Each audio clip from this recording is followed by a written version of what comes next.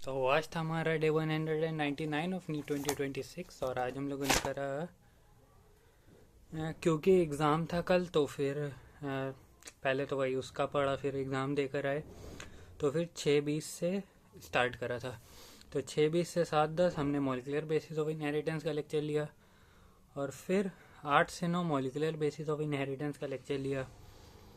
फिर 9:20 से 12 तक हमने aldehyde ketone and carboxylic acid का लेक्चर लिया और प्लस उसके थोड़े बहुत एक्स्ट्रा क्वेश्चन करे, मतलब करीब 20 थे।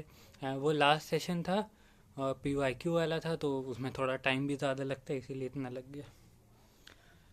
फिर 12:05 से एक हमने वीक एरिया पढ़ा। वीक एरिया में हमने पढ़ा था ज्योमेट्रिकल हो गया था। तो अब ऑप्टिकल। तो ऑप्टिकल बताते हैं। पहले तो वो बेसिक टर्म्स हैं जिसमें कि कायरल कार्बन, एक ही कार्बन पर 4 different group, plane of symmetry और centre of symmetry. Plane of symmetry ये हो गई। सेंटर ऑफ सिमेट्री सिर्फ इवन नंबर ऑफ कार्बन में देखना है, मतलब चेन में, वो भी हम लोगों में 4 या 6 ही में मिलेगी। और अगर एक कायरल कार्बन हो, नहीं, फिर RS कॉन्फ़िगरेशन आता है तो उसमें फिशर प्रोजेक्शन। तो जिसका मोलिकुलर वेट ज़्यादा हो तो उसको 1 देंगे और जिसका मतलब कि उसके हिसाब से वो करेंगे, उसको नंबरिंग देंगे। तो अगर फिशर प्रोजेक्शन में अगर फोर्थ वाला वर्टिकल हॉरिजॉन्टल हो तो आंसर फ्लिप कर देंगे। मतलब अगर 1 से 2 ऐसा जा रहा है, 1 फिर 2, तो अगर ऐसा जा रहा है तो ये क्या है, क्लॉकवाइज है तो R। तो लेकिन 4 इधर है, मतलब कि हॉरिजॉन्टल पर है, तो काट के S कर देना। और अगर 4 वर्टिकल पे हो तो आंसर को एज इट इज़ जो आ रहा है वही रखना है। अगर R है तो R है, S है तो S है। और फिर इसी का सॉलिड डैश वेस्ट में अगर डैश में हो तो 4 नंबर जो लोवेस्ट प्रायोरिटी का है तो उसको ऐसे ही रख देना, जैसे R है तो R, S है तो S। और अगर सॉलिड पर है 4 नंबर वाला तो फिर आंसर को फ्लिप कर देना। अगर R आ रहा है तो S और S आ रहा है तो R। और अगर लाइन पर हो उसमें तो इवन नंबर ऑफ इंटरचेंज करना और ऐसा करना कि जो फोर्थ वाला हो वो लाइन से डैश पर लाओ, क्योंकि डैश पर एज इट इज जैसा है उसको वैसे ही रहना रहता है। तो इसीलिए 4 वाले को इवन नंबर ऑफ इंटरचेंज कर देना, बस उसको 4 पे ले आना डैश पर 4 वाले को। और फिर और अगर एक कायरल कार्बन हो तो या तो आइडेंटिकल हो सकते हैं या फिर इनएंशियोमर हो सकते हैं। इनएंशियोमर क्या होते हैं? Non super imposable mirror image होते हैं। और अगर 2 कायरल कार्बन हो तो आइडेंटिकल हो सकते हैं और इनएंशियोमर हो सकते हैं और डायस्टीरियोमर्स हो सकते हैं। Diastereomers non super imposable non mirror image होती हैं। और ये हो गया। फिर मीज़ो कंपाउंड आते हैं। मीज़ो कंपाउंड ऑप्टिकली इनएक्टिव होते हैं ड्यू टू इंटरनल कंपनसेशन। मतलब और 2 कायरल कार्बन रहते हैं। इंटरनल कंपनसेशन मतलब कि अगर एक का +30 डिग्री से रोटेट हो रहा है तो जो उसके नीचे वाला जो कायरल कार्बन है उस पर -30 डिग्री होगा, तो वो उसी कंपाउंड में इंटरनल कंपनसेशन की वजह से ऑप्टिकली इनएक्टिव होते हैं। और इनमें प्लेन ऑफ सिमेट्री भी होती है। मीज़ो हो गए। और फिर रेसमिक मिक्सचर, उसके इक्विमोलर मिक्सचर ऑफ इनएंशियोमर होते हैं।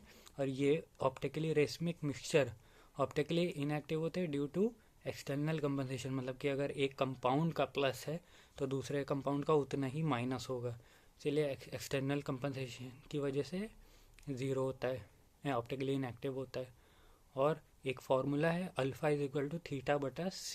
θ/c/L।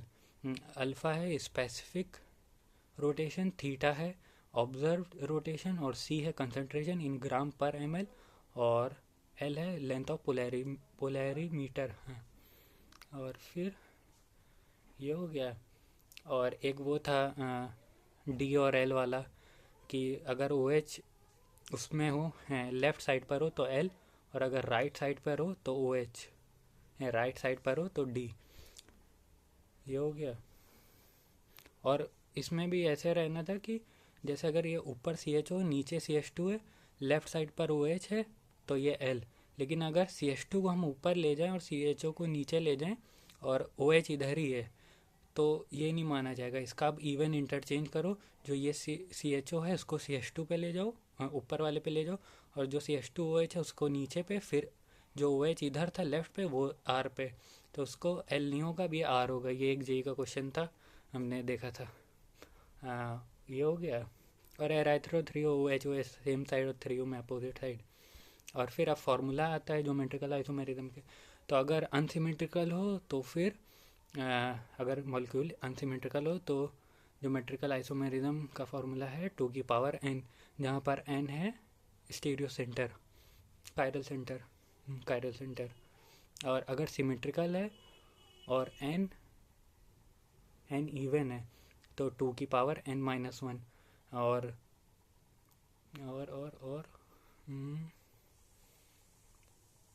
और अगर हाँ, और अगर इसी में और मीज़ो कंपाउंड का निकालना है कि इसमें मीज़ो कितने हैं, तो 2n/2-1। और अगर n ऑड है तो GI का फॉर्मूला, OI का फॉर्मूला हो जाएगा 2n-1। हाँ, इसमें इसका भी यही रहेगा 2n-1। लेकिन इसमें ऑप्टिकली अगर वो मीज़ो निकालने हैं, यानी ऑप्टिकली इनएक्टिव, तो फिर 2n-1/2 आएगा। और बस यही तो था फॉर्मूला, और तो हमें कुछ नहीं याद आ रहा। तो ये वीक एरिया में हमने पढ़ा था। फिर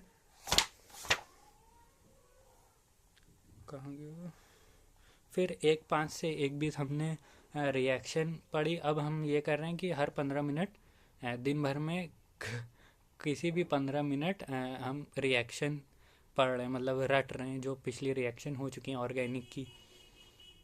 तो हमने फिर यही करके फिर बस ख़त्म। तो बस आज के लिए इतना ही, मिलते हैं कल।